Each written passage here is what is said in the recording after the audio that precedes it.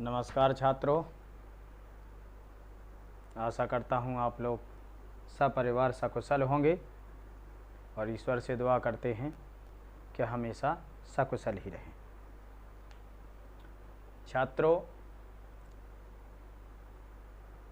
जैसा कि आप लोगों को अप्रैल माह से ही कक्षा 12 में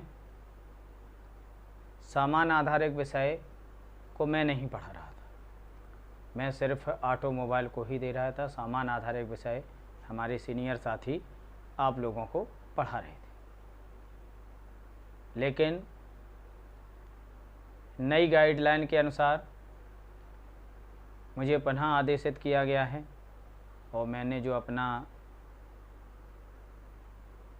टाइम टेबल है, कक्षा अध्यापक के अनुसार जो टाइम टेबल है वो मैंने आप लोगों को नोट करा दिए हैं अपने पिछले वीडियो में। तो आप लोग थोड़ा ध्यान दें कि हमें पुनः आदेशित किया गया है कि आप लोगों को सामान आधारित विषय की भी शिक्षा हम दें, हम सामान आधारित का भी क्लास लें। तो उस आदेश के परिपालन में हम आज से अपना क्लास प्रारंभ कर रहे हैं, क्योंकि वैसे क्लास तो हमें 18 तारीख से ही शुरू करना था, 18 अगस्त से, लेकिन मेरी आईडी में कुछ प्रॉब्लम आ गई थी, तो इस कारण से वीडियो आप लोगों को आज कल थोड़ा लेट भी मिल रहे हैं। तो अब ऐसी समस्या नहीं है, आईडी वेरीफाई हो गई है, आईडी क्लियर हो गई है, कहीं कोई दिक्कत नहीं है। तो सामान आधारित विषय के बारे में थोड़ा बेटा जान लें कि कोविड-19 के कारण, ये तो आप लोगों को मैंने बताई है कि कोविड-19 के कारण उत्तर प्रदेश सरकार ने, हमारी यूपी बोर्ड ने, उत्तर प्रदेश सरकार के उप मुख्यमंत्री एवं शिक्षा मंत्री माननीय डॉक्टर दिनेश शर्मा जी ने जो बोर्ड की बैठक हुई, उस बैठक में ये निर्णय लिया गया है कि इस महामारी के कारण छात्रों का नुकसान तो हुआ ही है और पढ़ाई क्लास में नहीं चल पा रही, ऑनलाइन क्लास चल रहे हैं। तो इसके लिए ये निर्णय लिया गया है कि आप लोगों की क्लास यानी जो कोर्स है उसको 30% की कटौती की गई है।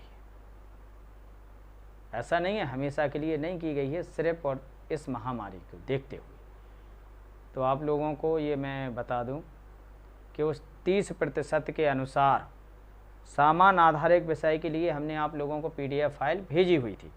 तो उसमें जो सामान आधारित विषय में पहले 2 पेपर हुआ करते थे, अब एक ही पेपर होगा।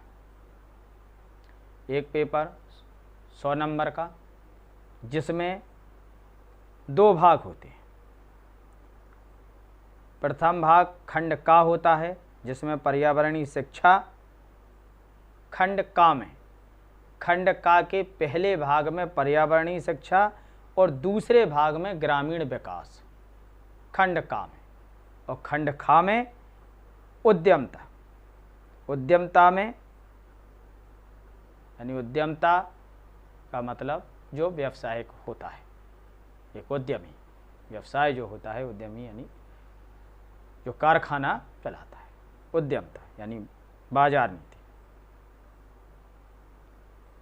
तो इसमें जो खंड का में था वो पर्यावरणीय शिक्षा में पर्यावरणीय क्रिया और कार्य, खंड का में पर्यावरणीय शिक्षा में, जिसमें स्रोतों का पर्यावरणीय संरक्षण एवं सुरक्षा, प्रदूषण नियंत्रण, पर्यावरणीय प्रदूषण संबंधी नियम शर्तें, उपयोग की वस्तुओं का निस्तारण, वांछित प्रेषण एवं स्वच्छता संबंधी उपाय अभ्यास, स्वास्थ्य लाभ पुनः उपयोग में लाना और प्रतिस्थापन, पारिस्थितिकी स्वास्थ्य लाभ, सामाजिक एवं कृषि वानिकी, सामयिक क्रियाकलाप। नंबर 9 है प्रकृति के तालमेल में रहना एवं पर्यावरण का आचार शास्त्र। ये तो थे पर्यावरणीय शिक्षा में।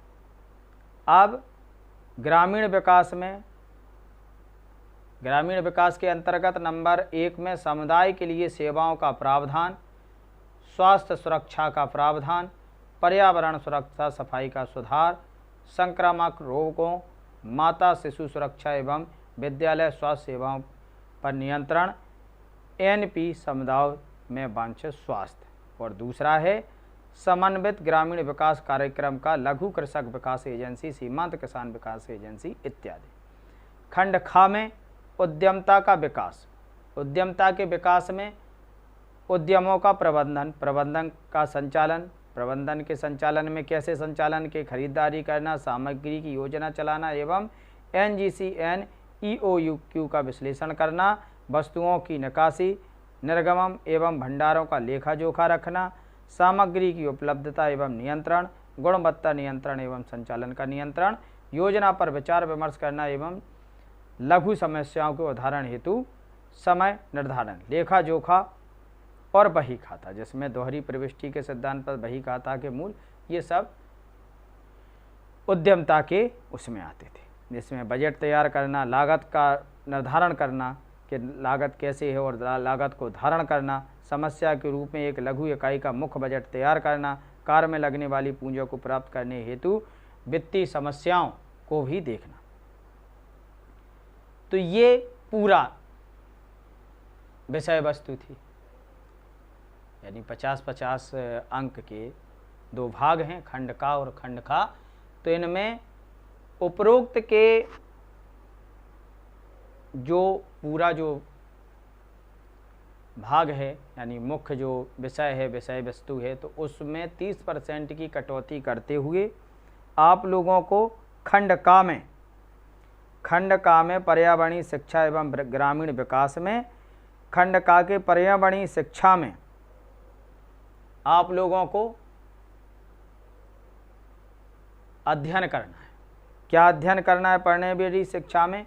यहाँ पर्यावरणीय शिक्षा में पर्यावरणीय क्रिया कार्य थे जो काफ़ी बड़े थे। यहाँ पे अपन लोगों को सीधा क्या पर्यावरणीय शिक्षा में प्रारूपिक पर्यावरणीय समस्याएं, प्रारूपिक पर्यावरणीय समस्याएं, इनका अध्ययन करना है। तो पर्यावरणीय समस्याओं में पर्यावरण के बारे में आपको पता ही है कि पर्यावरण का शाब्दिक अर्थ क्या है। हमारे जो कक्षा 11 में क्लास आप लोगों को पढ़ाई गई हो, उसमें ये भी जानकारी दी गई थी कि पर्यावरण का अर्थ क्या है। पर्यावरणीय शिक्षा क्यों ली जाती है?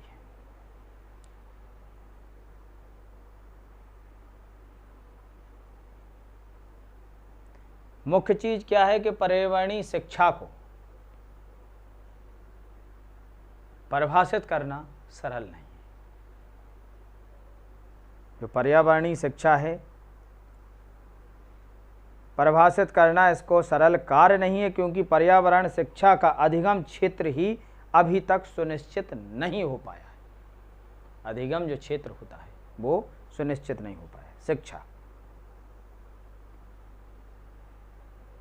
पर्यावरण में हमें इस 30% में प्रारूपिक पर्यावरणीय समस्याओं का हमें अध्ययन करना है। तो इसमें वन संसाधन, वन विनाश के कारण, वन विनाश के दुष्परिणाम, वन विनाश को रोकने के उपाय अथवा वनों की रक्षा।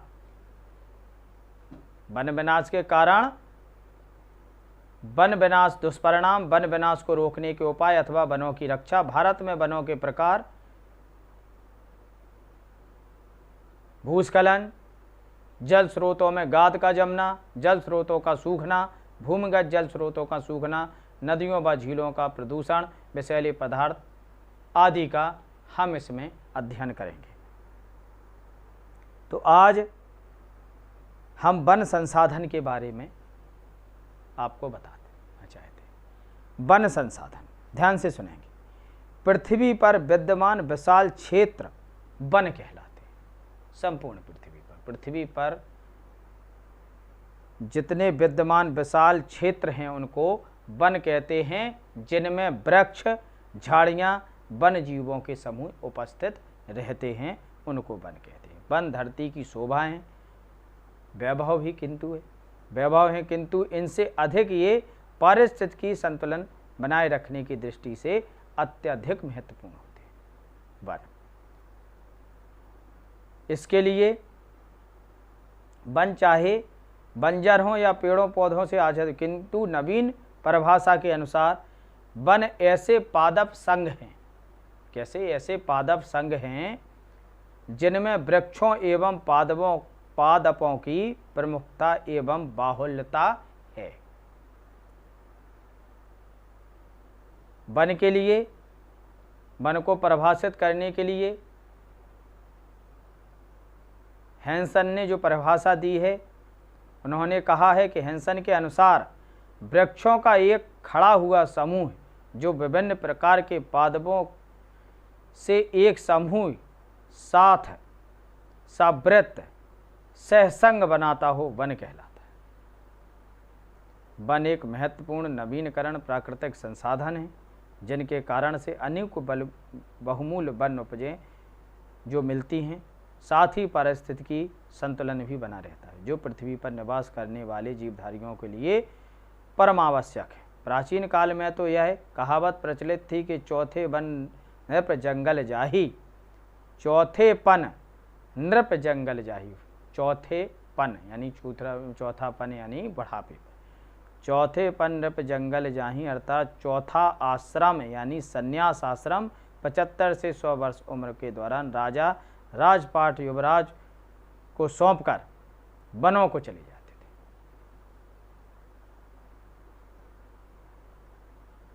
वनों का संरक्षण सदा ही होता रहता था। हमारे देश में वनों के अधीन 7 करोड़ 53 लाख से 6 करोड़ 70 लाख हेक्टेयर भूमि है जो कुल भूमि का लगभग 20% है। सघन वन जो मात्र 6 से 10 भूभाग पर ही विद्यमान है, जो कि हमारे यहाँ की उष्णकटिबंधीय जलवायु तथा कृषि प्रधानता को ध्यान में रखते हुए काफ़ी अपर्याप्त हैं। उल्लेखनीय है कि राष्ट्रीय वन नीति 1952 तथा 1988 के अनुसार देश के 33% भाग पर सघन वन होने चाहिए। पुनः भारतीय परिस्थितियों में पर्वतीय भागों में 60% जबकि मैदानी भागों में कम से कम 20% भूमि पर वन क्षेत्र होना चाहिए। इसमें भारत में वनों का क्षेत्रफल, ध्यान से सुने बेटा, भारत में वनों का क्षेत्रफल सन 1971 में 746 हेक्टेयर था जो कि देश के कुल क्षेत्रफल का 22.7% था। आज कितना है? 20%। यानी देश में प्रति व्यक्ति औसत वन क्षेत्र 0.14 हेक्टेयर था। कृषि वैज्ञानिकों के अनुसार पर्याप्त समयानुसार एवं निश्चित वर्षा तथा समशीतोष्ण जलवायु के लिए समस्त देश के क्षेत्रफल के 1/3 भाग पर वन होने आवश्यक है। पर्वतीय क्षेत्र में 60% तथा मैदानी क्षेत्र पर 20% भाग वन के होने चाहिए। विश्व के अन्य देशों की तुलना में भारत में प्रति व्यक्ति वन क्षेत्र बहुत कम है। विश्व का प्रति व्यक्ति वन क्षेत्र 1.08 हेक्टेयर है। अपने यहाँ कितना है? 0.14 हेक्टेयर। तो विश्व की और देशों की तुलना में अपने भारत में वनों का जो हेक्टेयर क्षेत्र है प्रति व्यक्ति वो बहुत कम है। अब आज की स्थिति को देखते हुए कि वन कैसे विलुप्त हो गए, पहले कितने थे आज कैसे हो गए, तो वन विनाश के कारण एक तो प्राकृतिक कारण होते हैं और दूसरा मानवीय कारण।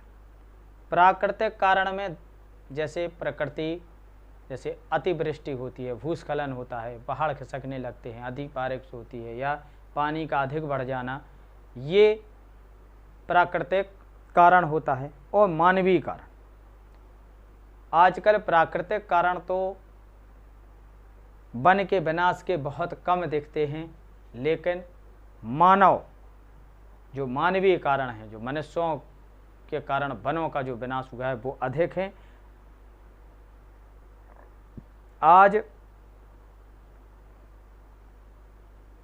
प्राकृतिक कारण से अधिक मानवीय कारण से वनों का ह्रास हुआ है, क्योंकि जब प्रकृति के कारण विनाश होता है, लेकिन प्रकृति क्या करती है कि अगर विनाश हुआ है तो प्रकृति अपने आप स्वतः ही वनों को हरा भरा कर देती है। लेकिन जब मानव के द्वारा वनों को नुकसान पहुंचाया जाता है तो मानव ने क्या किया कि उसने आज वन विनाश के लिए मानव ही उत्तरदायी है। वर्तमान में वन विनाश के मुख्य कारण निम्नलिखित हैं। मुख्य कारण कौन कौन से हैं? पहला है वन भूमि पर कृषि विस्तार, कि जब जनसंख्या बढ़ी, कृषि के लिए लोगों को ज़मीनें कम पड़ी तो कृषि का विस्तार किया गया, जिसके कारण वनों को काट दिया गया। दूसरा है वनों की आग। आग भी प्राकृतिक कारण से और मानवीय कारण से। प्राकृतिक कारण से तो कम होता है, लेकिन मानवीय कारण से मनुष्यों ने अपने रहने के लिए वनों में आग लगा दी, इसके बाद काट दिए वनों को। तीसरा है व्यापारिक बागानी कृषि, कि बागानी कृषि के लिए वनों का ह्रास किया गया। चौथा है स्थानांतरण कृषि, कृषि का स्थानांतरण करने में भी वनों का ह्रास हुआ। वनों में की निर्ममता पूर्वक अवैधानिक कटाई, वनों को लकड़ी की आवश्यकता के लिए, भूमि की आवश्यकता के लिए, पैसे की आवश्यकता के लिए मानव जाति ने असंवैधानिक तरीके से वनों की कटाई की। छठवां है वनों में पशुचारण।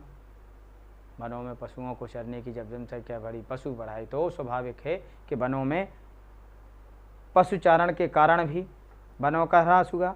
यातायात मार्गों के विकास में भी वनों का ह्रास हुआ, कि रोड बनाए, ट्रेनें गईं, रोड बनाए, हवाई पट्टियां बनाई, तो ये सब वनों के ह्रास के कारण। आठवां है बस्तियों व नगरों का विस्तार। जब बस्तियां बढ़ी, नगर बढ़े, तो वनों का ह्रास किया गया। नौवां है वनों की बीमारियां एवं कीड़ों का प्रभाव, इसके कारण भी वन का ह्रास हुआ, वनों का विनाश हुआ। 10वां है पौधों व जलाशयों का निर्माण। पहाड़ी व वन प्रदेशों में नदी पर बांध जलाशय का निर्माण वन क्षेत्रों में कमी लाता है। जब जलाशयों का निर्माण किया गया, बांधों और जलाशयों का हमने जो निर्माण किया, उसके कारण वनों का विनाश हुआ, क्योंकि जब बांध बनाते हैं तो हजारों एकड़ जमी दोज होके जला मग्न हो जाती है, तो ये भी कारण है। 11वां है वन आधारित विद्युत शक्ति ग्रह। वन पर आधारित विद्युत शक्ति ग्रह, हमने बिजली को बनाने के लिए वनों को काटा। ठीक है, बिजली को बनाने के लिए हमने वनों को काटा। ऊर्जा प्राप्ति के लिए हमने वनों को काटा। झूमिंग कृषि द्वारा वन विनाश हुआ। दोषपूर्ण सरकारी वन नीति के कारण वनों का विनाश हुआ। जल चेतना का अभाव, यानी जन चेतना का अभाव, यानी का जो मुख्य कारण है इसमें जन चेतना का जबरदस्त अभाव। लोगों को इसके प्रति चेताया कम जाए। लोगों को में एक चेतना होनी चाहिए, जन जागरण होना चाहिए, जनमानस को इसके प्रति उत्तरदायी होना चाहिए कि हमें पेड़ पौधों का विनाश नहीं करना है। तो इसके मुख्य कारण हैं। इसमें वन विनाश के दुष्परिणाम जो हैं, वन विनाश के दुष्परिणाम क्या हैं? नंबर 1, औद्योगिक कच्चे माल की कमी। जब वनों का विनाश हुआ तो इसके दुष्परिणाम कच्चे माल की कमी, मरुस्थलीकरण की प्रक्रिया, यानी जब मरुस्थली बढ़ने लगा, जब वन खत्म हुए तो स्वाभाविक है मरुस्थल क्षेत्र बढ़ेगा। जीवाश्म तत्व में कमी, वायुमंडल में तापमान में वृद्धि, वर्षा की कमी, मिट्टी के अपर्दन में वृद्धि, गाद जमना, भूमिगत जल का स्तर नीचा हो जाना, लकड़ी का अभाव, आदिवासियों की समस्याएं। आदिवासियों की जब वन खत्म हुए तो उनकी समस्याएं, जैसे देखा होगा कि अपने जो पूर्वी क्षेत्र हैं उनमें आदिवासियों को बहुत सी समस्याओं का सामना करना पड़ रहा है, और उन्हीं समस्याओं से लड़ने के लिए उन्होंने एक अपना गुट बना रखा है, माओवादी, जिनको बोलते हैं माओवादी। ये सब आदिवासियों का ही ग्रुप है। ठीक है। वन विनाश का ओजोन परत पर असर, वन जीव परिस्थिति की तंत्र पर प्रभाव, अनेक प्राकृतिक आपदाएं, जलवायु में परिवर्तन, हिमस्खलन, आर्थिक विकास में बाधा। ये वन विनाश के मुख्य दुष्परिणाम हैं। वन विनाश को रोकने के जो उपाय हैं कि वन विनाश को कैसे रोका जाए, इसके लिए गांव में वन क्षेत्र विस्तार तथा वनों में सुरक्षा का भार पंचायत समितियों पर डालना चाहिए। प्रत्येक व्यक्ति को अपना उत्तरदायित्व समझना चाहिए कि हमें वनों की रक्षा करनी है। सामाजिक बागवानी को प्रोत्साहन देना चाहिए। वनों के बढ़ते रोगों का तुरंत उपचार करना चाहिए। वनों में शिकार पर पूर्ण प्रतिबंध लगना चाहिए। वनों की आग की रक्षा के लिए प्रबंध समिति गठित करनी चाहिए। वन क्षेत्र में अग्निशमन केंद्र स्थापित करने चाहिए। लोगों को वन में आग रोकने के लिए प्रशिक्षण देना चाहिए। जैसे अभी मैं बताऊं बेटा, ऑस्ट्रेलिया के वनों में आग लगी हुई थी तो काफ़ी दिनों के बाद बुझी इसी वर्ष। वनों में पशुचारण पर प्रतिबंध लगना चाहिए। वनों को बहुत हानि पहुंचती है पशुचारण के कारण। यदि वन में अगर वन में भूमि कृषि बांध बनाने चाहिए।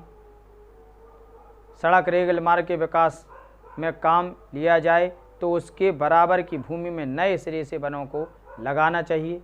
कृषि भूमि को नियंत्रण करना भी आवश्यक है। आदिवासी क्षेत्र में लोगों की स्थायी कृषि करने का ढंग समझाया जाए कि आपको पेड़ पौधे नहीं काटने, इस तरीके से कृषि करनी, ये सभी उपाय करने चाहिए। तो आज हमने वन के बारे में आप लोगों को पढ़ाया कि प्रारूपिक पर्यावरणीय समस्याओं में वन संसाधन क्या हैं, वन के विनाश के कारण क्या हैं और इसके दुष्परिणाम क्या हैं और इसके रोकने के उपाय या रक्षा करना वनों को कैसे इनको किया जाए। तो ये तथ्य हमने बताए हैं। इन तथ्यों की आप सभी को हम PDF के माध्यम से अपनी क्लास में व्हाट्सएप ऑनलाइन वर्चुअल क्लास में आप लोगों को PDF भेज दूंगा। कल इसी चैप्टर से संबंधित नेक्स्ट में भारत में वनों के प्रकार इसको पढ़ाऊंगा। आप लोग अपनी किताब में और जो मैं PDF भेजूं उसको बहुत अच्छे से पूर्ण मनोयोग से पढ़ें और इस चैप्टर के अंत में मैं आप लोगों को प्रश्न भेजूंगा। उन प्रश्नों के उत्तर आप लोगों को अपनी फेयर बुक पर लिखना है और फेयर काम करने पर प्रतिदिन के फेयर काम की एक फ़ोटो खींचकर मेरे व्यक्तिगत या जो क्लास बना हुआ है कक्षा 12 ऑटोमोबाइल उस पर भेजेंगे, तभी आप लोगों की उपस्थिति मानी जाएगी। इसी के साथ में अपनी आज की क्लास को कक्षा 12 सामान्य आधारित विषय की क्लास को विराम देता हूँ। कल मैं आप लोगों को भारत में वनों के प्रकार के बारे में बताऊंगा। आज मैं अपनी वाणी को विराम देता हूँ। क्लास का आज का समापन करता हूँ। नमस्कार, जय हिंद।